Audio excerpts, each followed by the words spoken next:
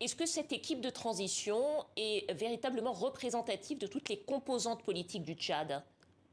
Non, tout de go, moi je pense que ce gouvernement n'est pas un gouvernement véritablement d'union. Parce qu'il ne diffère pas vraiment de l'ancien gouvernement de transition, de la première phase de la transition, à part qu'il y a eu quand même de nouvelles entrées de quelques figures marquantes quand même de la vie politique nationale.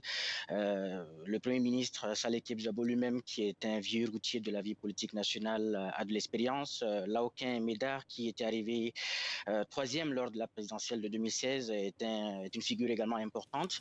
Mais à part cela, on peut ajouter aussi l'entrée des principaux mouvements rebelles, l'UFR de Timan Yardimi, dont le frère Tom est devenu ministre d'État chargé de l'enseignement supérieur, et également le mouvement de Mamad Nouri, qui a un portefeuille ministériel. À part ça, les figures de l'opposition, de la société civile qui avaient contesté et qui continuent de contester la prise du pouvoir par le Conseil militaire de transition qui a été dissous entre-temps ne figure pas dans ce gouvernement. Et donc, on aurait pu peut-être associer d'autres acteurs pour espérer décrisper donc le climat politique national. Justement, quel est le poids politique de ces figures dont vous avez parlé, de ces figures qui sont venues de l'opposition? Qu'est-ce qu'elles peuvent apporter à ce gouvernement de transition? Mais je pense que ce sont quand même des figures importantes qui ont marqué leur temps lors du règne du président Idriss Déby, Itno, qui a été donc tué en avril dernier. J'ai parlé de Saleh Kebzabo, qui n'est plus à présenter. J'ai parlé de Laoké Médard, qui est une figure importante. Ce sont peut-être des personnalités qui pourraient peut-être jouer, qui pourraient mettre en exergue leur expérience politique pour essayer peut-être de calmer le jeu et éventuellement convaincre les réfractaires à rejoindre le processus en cours. La rébellion du FACT, la rébellion armée du FACT, qui était à l'origine de la mort du président Idriss Déby, n'est pas représentée au sein de ce gouvernement. Est-ce que ça peut être d'un poids important sur la réussite de cette équipe?